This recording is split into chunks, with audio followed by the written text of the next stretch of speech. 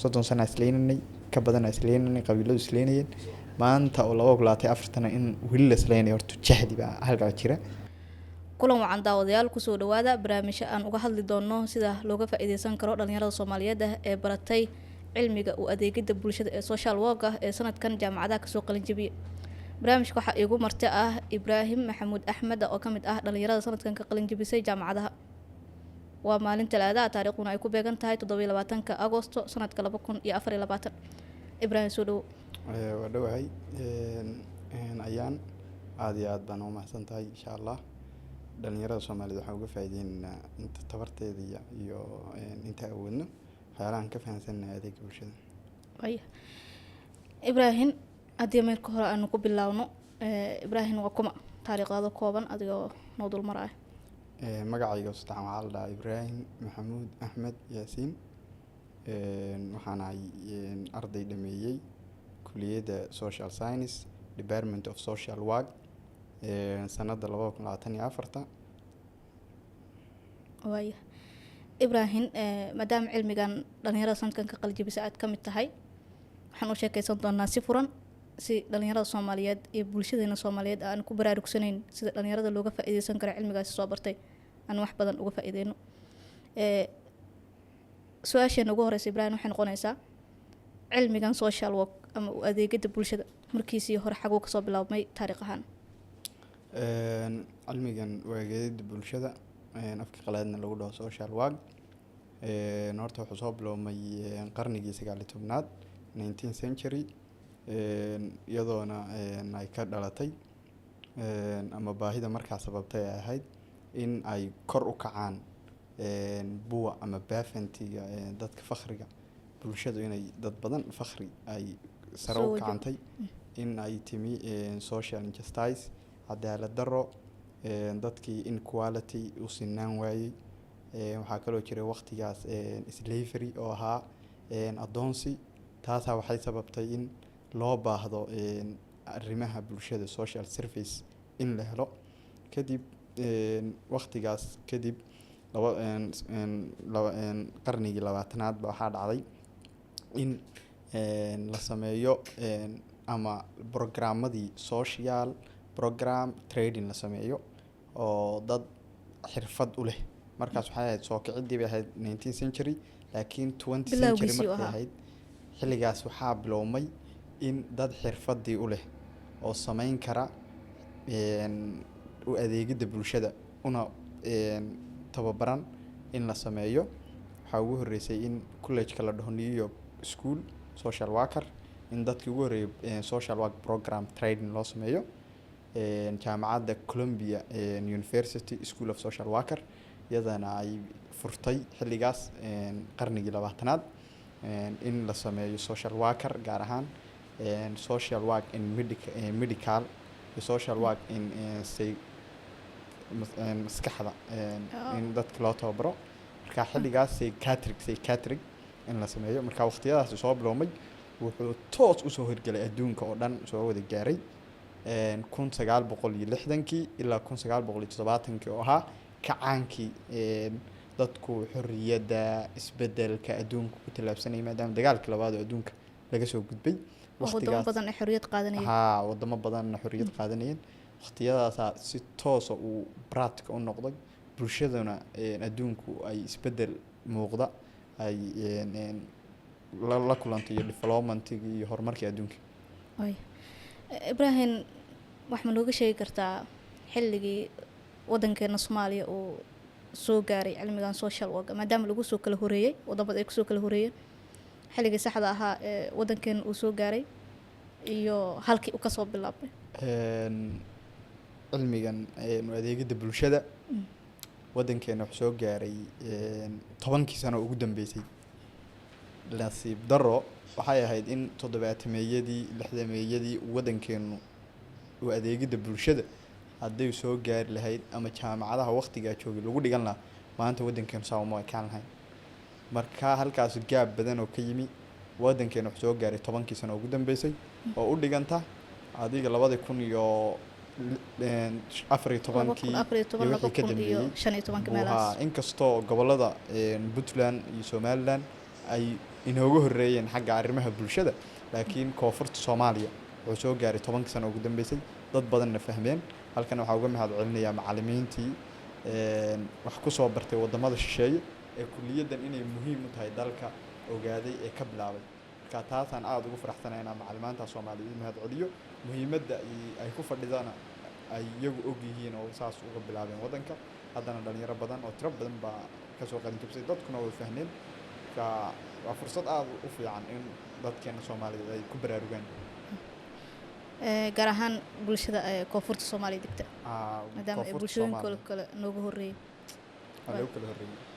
Ibrahim wax ma nooga sheegi kartaa wax qabadka ama waxyaabaha ay qabtaan dadka social workerska ah ee bulshada u adeega social worker horta shaqo kasta oo bulshada u baahan tahay ama shaqo kasta oo wadanka ka socota social worker u baahan tahay ma ka maaranto laakiin social worker ku adeegyo waxaa jirta uu qabto oo meel kasta ah tusaale ahaan waxaa ka mid ah inuu qabto social work in mental health and counseling dadka maskaxda iyo ka xanuunsanaya dhimirka inay siiyaan counseling inay providing treatment ay daweyn siiyaan inay sameeyaan intervention crisis management ay dhibaatooyinka markaa dadka haysta ay faragelin ku sameeyaan si ay dhibkii mushkiladda u qabtaan inay sameeyaan support of individuals shakhsigaas dhibaatada ka cabanaya in ay taageeraan and support familiyadooda waxaa kaloo ka mid ah child welfare in ay ciyaalka iyo ayaan protection ay u sameeyaan iyagoo sameynaya waxyaalaha xaq iyo xuquuqda u leeyihiin siday u kori lahaayeen xuquuqdooda u heli lahaayeen aan looguna xadgudbayn waxaa kaloo ka mid ah substance adoption waxyaalo waxaa jira darooga ah oo dadki la qabsadeen ama dhibaato ama mushkilada dhalinyaradii marka waxyaalahaas oo kale inay xaliyaan oo ay u adeegaan waxaa kaloo ka mid ah school of social worker waxay ka shaqeeyaan dadka social workerka iskuulka ardaygii si wax u baran lahaa mushkiladaha soo wajahaya cunuga wuxuu u baahan yahay la talin buu u baahan yahay marka qof social worker adeega qabanaya waxaa kaloo ka mid ah meelaha homelesska inay dadku guryo helaan in xuquuqda ay lahaayeen meelaha barakacayaasha waxaa kaloo ka mid ah social worker wuxuu ka shaqeeya ADPS-yada meelaha lagu soo barakacay waxaa kaloo ka mid ah refugeeska inay ka shaqeeyaan waxay kaloo ka shaqeeyaan hospitaliska social worker waxay ka shaqeeyaan hospitaliska social workerka laftigiisa waxay ka shaqeeyaan governmentsiga systemka dowladnimada waxay kaloo ka shaqeeyaan maxkamadaha social workerka wuxuu ka shaqeeyaa jeelasha iyo xabsiyada shaqadiisu waa badan tahay haddaan maanta dhex galno run ahaantii ma soo koobi karno meel kasta uu ka shaqeeyaa dad age care uu ka shaqeeyaa dadka oo da-da ah wuxuu kaloo ka shaqeeyaa agency care meelaha dadka lagu daryeelo marka run ahaantii aad u ballaarantahay waa kulliyad aad u ballaaran adeegyada nooc kastoo bulsha u baahan tahayna ka shaqeeya iyo baahi kastaba markaa saas waay waa adeeg haddaa si kale u dhignana bulshada aysan ka maarmin waa adeeg aysan bulshada ka maarmin saasaan u fasiri karnaa kaalin marka intee leeg ayay bulshadeena ku leedahay in ay la shaqeeyaan social workerka maadaama 4 sano hadda u dambeysay social worker badan soo qalijibiyeen jaamacadaha ay ka soo baxeen bulshadeena sidee ula shaqeysaa marka aad soo indheendheys horta bulshadeena qaybo ka badan oo la mid ah kuma baraarugsana dadkan social workerka ah horta waxay ka shaqeeyaan wax kasta oo aasaasiya oo bulshada ah tusaale ahaan saan soo sheegnay iskuuliyaadkii maxkamadihii developmentkii humanitarialkii jaamacadii marka bulshadana waxaa loo baahan yahay inay horta marka koowaad aqoonsadaan ama aqbalaan inay social workerku door muhiima ku leeyihiin bulshada kow marka labaad inay dhalinyarada iyo haweenka waxaan kula talin lahaa inay bartaan maadaama hooyooyinka iyo aabooyinka waxaa loo baahan yahay in ciyaalkooda ay dhahaan kuliyaddan kuliyad fiican waaye baro maadaama bulshada ay ka mid yihiin community in lagu dhiirigeliyo si bulshadeenu ay u fahanto dadkan hadda dalkeenu suu yahayna wax badan bay ka bedeli karaan hadday run ahaanti bartaan because qofka social workerka marka wax la baro wuxuu og yahay wadanka iyo dadka iyo bulshada uu mas-uul ka yahay run ahaanti wuu dareemayaa marka wuxuu ka shaqeynaya markasta horumarintooda waxyaalaha khaldan waxyaalaha dhaqan xumada ah waxyaalaha qalooca inay toosiyaan qofka social workerka marka qofkii wuxuu sameynayaa development wuxuu ku sameynayaa bulshadii iyo deegaankii marka taasaan dhihi karnaa in uga faa'iideystaan bulshada Soomaaliyeed. way maadaama social workerka aad hore noogu sheegtay in meelo badan uu shaqooyin ka qaban karo oo bulshadii uusan ka dhex bixin iyaga loo ka dhex shaqeynayo, door intee la eega ka qaadan karaan in ay wax ka qabtaan ama ay la talin ka sameeyaan musiibooyinka wadankeena kusoo laalaabtay sida fatahaadyada iyo abaaraha daran oo 2 sanaba ama 3 sanaba mar soo laabto oo si isku mid ah haddana u dhaca.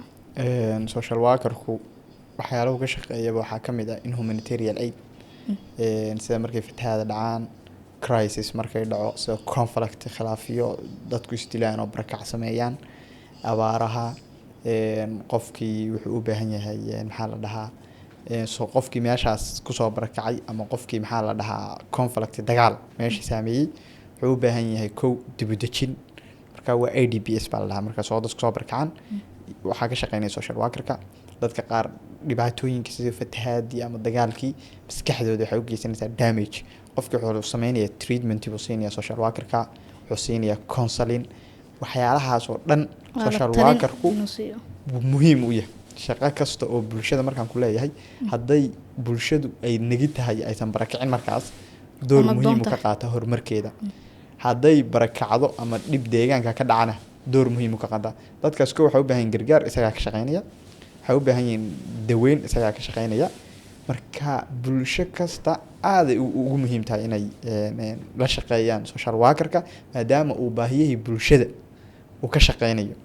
inay fahmaan aana muhiima, aysan social worker markay maqlaan aysan wax kale u arag ama dhibaato kale ama qaab kale oo xun magacooda loo bahdilin. marka waxaan rajeynayaa in door muhiim ugu jiro social worker bulshada. waxaa soo hadal qaaday Ibraahimow dagaalada wadanka ka socda maadaama dadkeena Soomaaliyeed ay isku dilaan qabaa'il ay isku dilaan. dhalinyarada Soomaaliyeed ee baratay social worker waa saa hore ku soo sheegay 4 sano u dambeysay jaamacadaha ka soo qalin jabiyay, bartay cilmiga social worker, wax badan ka fahansan. sidee u dhexdhexaadin karaan ama door intee la eega ka qaadan karaan dhexdhexaadinta beelaha Soomaaliyeed ee walaalaha ah ee isdilaya maadaama qof walba uu ka soo jeedo deegaan uu ka soo jeedo oo uu dadkiisa wax u sheegi karo. social workerka horta marka dhalinyaro ahaan dadkeena Soomaaliyeed horta muddo dheer ay soo dilayeen. waxa keenayna waa jahli. run ahaantii anu saan u arko dad badan oo Soomaaliyeed oo arkaan waa jahli. 30 sano isleynay ka badan isleynay qabiiladu isleynayeen maanta oo 24 in wili la isleenay horta jahli baa halka jira. anu waxaan dhihi lahaa social worker doorka uu ka qaadan karo kow waxa kamid ah in deegaanada la isku leynayo kow dadka education-kooda kor loo qaado waxbarasho ahaan. in dadkii wax la baro qof markuu wax barto ama wax barasho uu isbedel baa imaanaya. dagaal kuma degdegayo inuu qof dilo inuu reer dhibaato kuma degdegayo. marka waxaan dhihi lahaa kow social worker wuxuu ka qayb qaadan karaa in deegaankii iyo dadkii isdilay waxbarasho ahaan kor loo qaado. waxaa kaloo ka mid ah in odayaasha conflict resolution hal dhexdhexaadin ah la sameeyo. odayaasha dhaqanka odayaasha hay'ado badan baa sameeya sida wasaaradda arrimaha gudaha, wasaaradda kale oo shaqadoodu tahay in conflict resolution la sameeyo. dadkii tusaale ahaan dadkeena hore Soomaaliya waxay sameyn jireen oo kale in dadkii isdilay oo kale in gabdho loo kala guuriyo markii la heshiiyo magtii la kala qaato. deegaan kastana horta dee lama dhex dhigi kara ciidan wadanka Soomaaliya meel kastoo qabiil isku dilay ma tegi karo, xalna uma aha. kow waxaa ka mid ah in kow la sameeyo education-kooda dadka kor loo qaado. dadkana adeegyada ay isku dilayaan kow waxaa ka mid ah cawska iyo biyaha. in deegaanada Soomaaliyeed hadday awoodi karto wasaaradda arrimaha gudaha la kaashan karo iyo hay'adaha in ceelal loogu sameeyo dadka bulshada si aysan isugu imaanba ceelal oo ceelal badan la baahiyo maadaama qofka social worker-ka laftigiisa uu ka shaqeeyo waxyaalaha horumarka bulshada ah oo ay ka mid tahay biyo. in dadka biyo ceelal ah loo qodo oo tiro badan saasaa marka xal ku imaan karaa. waxaan ugu isleeyahay doorkaas ayna ka qaadan karaan dhalinyarada Soomaaliyeed. dagaalo markaan soo hadal qaadno oo barakac iyo wax walba uu ka dhalan karo inta badan waxay caqabadaha ka soo gaaraan waa caruurta oo saameynta ugu badan ee maskaxiyeed ay ku yeeshaan. marka sidee social worker-ka uu ku horumarin karaa in ilmahaasi yar ee deegaankiisii lagu dagaalamay ee laga yaabo in ehelkiisii qaarkood hortiisa lagu dilay, dagaalo badan oo dhacay deegaanka goobjoog u ahaa, maskaxdiisa looga tirtiri karaa oo bulshada inta lagu soo daro bulsho kale waaqic cusub loo keeni karaa? waxaa lagu horumarin karaa cunugaas dhibaatooyinka la kulmay in kow siday qodobkii hore aan soo sheegay in xarumo iskuul oo waxbarasho ah laga furo horta deegaankii. kow marka laga furo qodobka labaad dad social worker ah oo kuliyadan bartay ama fahansan adeega bulshada inay macalimiin ka yihiin, inay maamulayaal ka yihiin.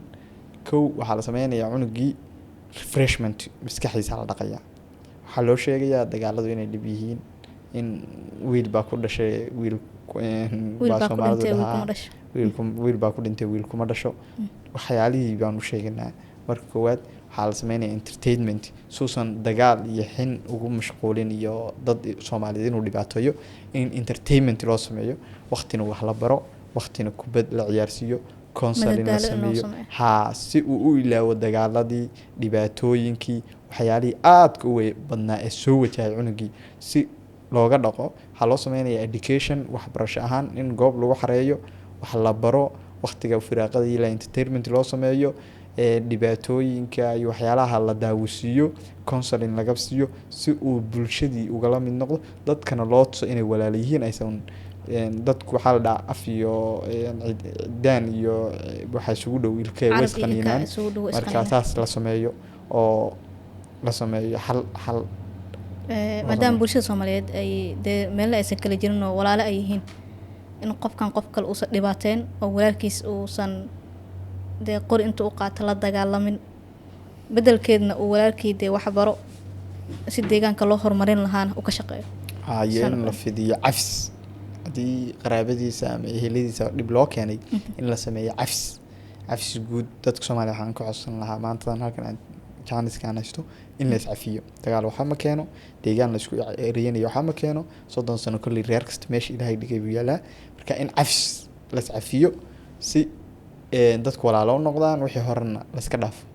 waay Ibraahimow, wadankeena markaad dhinac kasta ka eegto caqabadaha ka jira, haddii aynu usoo jeesano dhinaca iyo beeraha iyo xoolaha oo bulshadeena badankeedba la yiraahdo waa xoolo dhaqato iyo beeraley, waxaa jira dad badan oo kasoo barakacay deegaanadooda, haba u badnaadaan gobolada Shabeellada Dhexe, Shabeellaha Hoose iyo Jubbooyinka qaar ka mid ah, ee yimaadeen Muqdisho xero barakacyaal ku jira.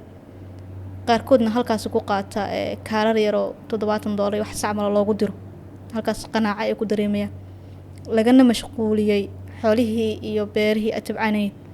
see bulshadaasi loo dhiirigelin karaa oo awoodooda qarsooneed banaanka loo keeni karaa? horta run ahaantii dad badan oo Soomaaliyeed oo gobolada sheegtay ku nool, waxa ugu badan oo goboladooda uga soo qaxeen waxa ugu mid laba nooc. inay deegaankoodii ku waayeen amnigu waa shay muhiim ah, waa nolosha kaalinta ugu muhiimsan ka qaataa. marka labaad meelaha qaarna inay uga soo guureen conflict, khilaaf qabiileed oo clientiga u dhaxeeya dadka deegaanka wada dega. taasa waxay keentay in ay miciin bidaan meel amniya, kadib waxay soo miciin bideen magaalada Muqdisho ay degan yihiin. laakiin waxaan rajeynayaa in insha Allah haddii alla idmo dowladda iyo deegaanka ka yimaadeenba si nabada ugu noqon doonaan haddii nabad la helo.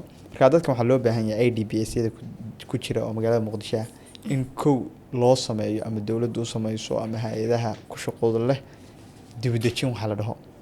maadaama magaalka soo degeen waxay u baahan yihiin horta dhul ay degaan, dhulkaasoo markay nafsadooda u degaan kadibna goobo waxbarasho looga sameeyo, kadibna goobo caafimaad, kadibna goobo entertainment, goobo masaajid, waxyaalahaas horta u baahan yihiin deegaan dhameystiran. laakiin hadda nasiib darro ma haystaan. marka aad eegtid barakacyaasha oo dalka gudihiisa ku barakacay intaas ma haystaan biyo nadiifa, ma haystaan hospitals, musqulo, sanitationkooda ma fiicna, marka aad u liitaan. marka waxaa la sameyn karaa oo aad laba waxba way yihiin. kow dadkii bulshadii ay kusoo barakaceen oo ah dadka deegaanka dhibaata ku hayaan, oo ah in ay soo kordegeen dhul aan la qorsheyn, la plan garayn, dadkii dhibaata ku hayaan. exercise-ka xagga caafimaadka dhibaato weyn bay kaga hayaan. Labo, waxay kaloo soo siyaadinayaan security, dhibaato amni darro bay ku keenayaan dadka deegaanka, in wax la dhaco, wax la dilo, kufsi dhaco, way ka sahlantahay dadka barakacayaasha. Marka waxaa loo baahan yahay in la sameeyo wacyigelin tiro badan, dadkaasna wacyigelin la siiyo, adeegyadan soo sheegeen la siiyo. Kadib haddii intaas meeshooda ay ku helaan waxbarasho ku helaan, dee dad deegaan ay noqonayaan markaas. Laakiin hadday sidan hadda sii ahaadaan, dhibaatooyinkaasna waa jirayaan, wadankiina dhaqaalo darrina way kusoo siyaadinayaan, deegaankoodii way ka maqan yihiin. Waxaan rajeynayaa in dibudejin dadkaa loo sameeyo, dad Soomaaliyeed oo deegaanka ka mid ah laga dhigo. Saasaan jeclaan lahaa, si ay dadkan hadda ay jooga ay kor u yimaadeen, horumarkooda ay uga sii qayb qaataan. maadaama bulshada Soomaaliyeed ay isku dul nool yihiin oo la soo kordhiyay. Bulshada Soomaaliyeed aad isugu dul nool yihiin. waxa uga caynanaa markan dhanka iyo xaaladaha maskaxeed oo 5 sano u dambeysay ama 10 sano u dambeysaba dadkeena Soomaaliyeed aad u maleynayso in xanuunka dhimirku aad uga kordhayo, ha ahaado qof da' ah, ha ahaado qof dhalinyaro ah hadda soo baxaya, ilmo yar oo laga yaabo in 15 sano ilaa 7 sano da'aas ku jiro. dhankan xaaladaha maskaxda oo bulshadeena aad uga badatay sanadihii dambe, xalka ay social worker-ka ay u heli karaan haddii ay la kaashadaan wasaaradda caafimaadka iyo wasaaradaha kale ee shaqada ku leh ama dadka kale ee shaqada ku leh, maxay taas leedahay? dhanka maskaxda, xanuunadan tirada badan ee dadka Soomaaliyeed horta kusoo siyaadiyay way soo bateen. xanuunada maskaxda sidaad ogtahay wax yar bay ka bilowmaan. Tusaale ahaan, qof welwel ama arrin dhibayso, arrintii isku murjiya, kadib isaga wuxuu qaadayaa mental illness, in maskaxdii ka xanuunsanaya, qof maskaxdii ka xanuunsanaya. Tusaale ahaan waxaa ka mid ah oo horta halkan waxaa uga mahad celinayaa doorka muhiimka ah oo bulshada ugu jiro Dr. Xabeeb xaruntiisa oo psychiatric ah. waan booqday mar, waxaan ku soo arkay xaaladaha kala duwan oo bulshadaas u haya. Tusaale ahaan waxaa ka mid ah 18 jir, qof 18 jir ah oo xanuun dhanka maskaxda qaba. waxaa kaloo ka mid ah 50 jir, 70 jir, any da waa ku arkaysaa. Da kastoo bulshada ka mid. waxaa keenaya kow, anugu tusaale ahaan waxaa keenaya in qofku walwali saaro. labo, waxaa keeni karaa dhibaatooyinka waddanka ka jira, qof dhibaato aabihii la dilay, qaraabadiisa la dilay, ama qofku ku tiirsanaa, ama qarax, ama waa keeni kartaa. waxaa kaloo keeni karaa jacayladan oo dumarka looga baxo, problem bay keentaa. xarunta Dr. Xabeeb waxyaalahan kusoo aragnay bay ka mid tahay. waxaa kaloo ka mid ah furiinka uusan qofkii furanayn. Example, 2 qof oo isqaba bay kamaysan filanayn odaygeeda inuu furo, kadibna wuxuu ku yiri waan ku furo kale, kadibna qalbi jab iyo depression iyo taas waxay keenaysaa. marka qofka waxaa loo baahan yahay marka dhibaatooyinkaas uu la kulmo, waxaa loo baahan yahay kow in qofkii replacement loo sameeyo. Tusaale ahaan, guriga uu joogo buu mushkilad kala kulmay sooma, ama boring ku dareemaya, in replacement loo sameeyo oo meel ka cusub ama meel kale dibudejin loo sameeyo qofkii. in tusaale ahaan qofkii counseling deegaankii laga bedelo ama gurigii ama environmentigii, kadibna counseling la siiyo, talo la siiyo. dadka qaar medical treatment way u baahan yihiin. qof waxaa laga yaabaa deegaankii marka laga bedelo counseling la siiyo inuu tabtiisii bulshadii kusoo laabtaba oo caafimaad qabo. dadka qaar medical ay u baahan yihiin, dadka qaar crisis intervention, in faragelin lagu sameeyo dhibaatooyinka, la wareysto, interview badan la yeesho. marka waxaan dhihi karaa dhibaatooyinkan soo siyaaday ee dadka Soomaaliyeed dhanka maskaxda, waxaan dhihi karaa anigu waa dhibaatada waddanka ku jiray ka mid tahay. waa culaysyada waddanka saaran bay ka mid tahay. hal qof oo laga yaabaa 15 qof inay ku tiirsan yihiin, culayska uu dareemi karo waa dareemaysaa dalka. qofkiibaa way la fogaanaysaa, suu isleeyahay dadkan wax sii qaraabadaada wuxuu qabo mushkilada waddanka, dhaqaale yarida, tii baa la fogaanaysaa. ninkii waxaa laga yaabaa maryihii dhigtay in la arko. marka taasaa keenaysa culaysyada waddanka jira in kor ay u siyaadaan. isla waxaa ku guda jirnaa xanuunka maskaxda. waxaa la yiraahdaa ragga iyo dumarka waxaa aad ugu badan in xanuunka maskaxda uu ku dhaco ama depressionka maskaxda uu ku dhaco ragga. culaysaadka aad soo sheegtana waxaa ka mid ah in dee qoysaska markay isku dul nool yihiin hal qof hal gacan wax laga sugo. marka ma isdhihi karnaa gacantaas wax laga sugo oo bulshada ay ku tiirsantahay ama qoysku ku tiirsan waa ragga maadaama dee iyaga u badan yihiin xanuunka maskaxda? horta waa run, waxyaalaha ugu badan oo hadda markaad goobaha lagu daryeelo dadka mental healthiga markaad booqatid aad ku arkaysid waxaa ka mid ah inay ragga u badan yihiin. waxaana keenaya wadankeena aada wuxuu ugu tiirsan yahay ragga, wax kastana raggaa laga sugaa. marka oo waaqiciga dadka soomaaliyeed ay u samaysan yihiin raggaa laga sugaa. marka culeysyada wadanka ka jira waxay keenayaan in dadkii, maadaama soomaalideenu ma wada shaqo tagno, guriga waxaa laga yaabaa hal qof inuu ka shaqo tago laguna tiirsan yahay. qofkii waxaa sababasa in qaraabo ehelo kale culeys faamiligiisa culeysyo badan ee ka imaanaya in uu qofkii maskaxdii damage uu kasoo gaaro. waxaa kaloo kamid a in qofkii tusaale ahaan jacayl looga baxo kale, isaga laftigiisa ninka ragga ah jacayl in looga baxaa macquula, in gabar been u sheegto oo qof uu watay markaas ay been u sheegto uu sii daayo markaa maskaxdiisa. waxyaalo badan baa kamid ah. waxaa kaloo kamid ah in qofku daroogo isticmaalo, oo rag badan baa daroogo aada u isticmaala. dhalinta soomaaliya aada aan wax mahay run ahaantii, taasoo maskaxdooda damage u keenaysanaysa, si ay isleeyihin waqtiga isku lumi isagiibaa maskax ahaan isku dilaya ama maskaxdiisa dhib isaga geysanaya. marka taasaa keenaysaa isleeyahay waa culeysyada wadanka ka jira ee halka qof lagu tiirsan yahay, dhalinyaradiiyo daroogo tiro badan cunaysa, iyo dad kale oo sida jacayl in looga baxay, arrin kaleoo kadiisa, arrin kale waxaa laga yaabaa inay tahay tusaale ahaan wax la iska dhaxlo. dadka qaar xanuunada ugu dhacaan dhaxaliin maskaxda qof aabihii awowgiiba xanuunsanaya isagana inuu maskax ahaan. marka taasaa keenaysa in ragga u bataan, daa mas-uuliyadda ugu badan ay wadanka hayaan ragga. taasaa soo hadal qaaday ee ah dhaxalka percentage boqolkiiba meeqay noqon kartaa? run ahaantii arrinta dhaxalka waa percentagekeed waa yaryihiin. run ahaantii waxaan is dhigi karaa boqolkiiba 0.5 inay tahay. kolley anigu hal qof aan arkay oo waalidkii qabay kadibna isagiiyo haddana ku dhacay baan arkay, wareegay xanuunka. marka percentage aada u yartahay run ahaantii. ka caqabadaha kale ka badan oo qofku uu xanuunsan karo, badan oo qofku uu ku xanuunsan karo dhanka maskaxda. waaya ibraahimo, maadaama aan ku guda jirno qeybta xanuunada ku dhaca maskaxda, markaan waxaan u jileecinaa dhanka dumarka, maadaama aa sheegtay in ragga ay yihiin kuwa culeysyada ugu badan haystaan oo iyagoo u fudud yihiin in xanuunada maskaxda ku dhacaan. dumarka laftirkooda waxay la kulmaan kufsiya la kulmaan, haba u badnaadaan dadka barakacyaasha ah ee wadanka kusoo qulqulay ee gobolada ka imaanay. marka qaab noocee ahaa social workerka ay ugu shaqeyn karaan arrintaas kufsiga la xiriira? haddii aada sheekooyin ku saabsan kufsigaas intii aada ku guda jirtay tredinadaada ku saabsan social workerka aada aragtayna waa noo sheegi kartaa? arrintaas xagga kufsiga horta dhibaato badan baa ka taagan wadankeena. konfliktiyada dhibaatooyinka bulshada ay wajahayaana kamid tahay waa qodob weyn oo kamid ah in dumarka siyaaba badan loogu tacadiyo. horta gabadha marka la kufsado bulsho ahaan sidaan u sameysanahay, gabadhii markii kufsi soo gaaro ama la kufsado deegaankii waxay noqonaysaa, soomaalida waxay dhahdaa tuka cambaarle. deegaankii waa laga takooraya, kow reerkoodana waa takoorayaan iyada laftigeedu. badanka sidaan bulsho ahaan u sameysanahay qofkii ceebtay ka cararayaan.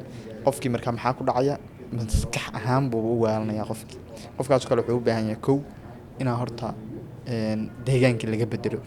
maanta hadduu magaaladan dhib ka soo gaaro in magaalo kale la geeyo, kadibna loo sameeyo treatment oo ah psychology ahaan maskax ahaan in qofkii loo daweeyo, loona sheego in noloshiisa uu sii wadan karo, waxaana wax dhacay yihiin, qofkii geystayna in loo ciqaabo si ay u yaraato horta dhibaatooyinkan soo gaaray ee kufsiga ee wadan ku baahiya. waa kow. kadib waxaa loo sameynayaa qofkii treatmentii, waxaa loo sameynayaa ka hortagna waa la sameynaya prevention, saysanba arrinta mar dambeba usoo laaban baa loo sameynayaa. marka kufsiga marka loo eego dadkan la kufsanayo wax kufsanaya ee dumarka oo kufsanayo dhibaatada u geysanaya runaanta wadanka way kusoo siyaaday. aniguna waa soo arkay xarunta markaan tegey arrin kufsiga ku saabsan gabar yar oo gebigeeduba 23 jir ah in la kufsaday. kadibna wadankeenana way ka dhacday dhibaatooyin badan, xitaa in inta la kufsaday dabaq laga soo tuuray, in la dilay. marka taas si bulshada kale aysan u waxaa loo saameyn baahan yahay in ka hortegid tiro badan la sameeyo, wacyigelin awareness. labo, in qofkii dhibka geystayna loo ciqaabo, marka sidaasa looga hortegi karaa. Marka si aysan bulshada kale u saameyn dhibaatadeeduna usii siyaadin, marka saasaan dhihi karaan. halkaas waxaan ku xilaynaa qaybta xanuunada ku dhaca maskaxda iyo sababaha keena.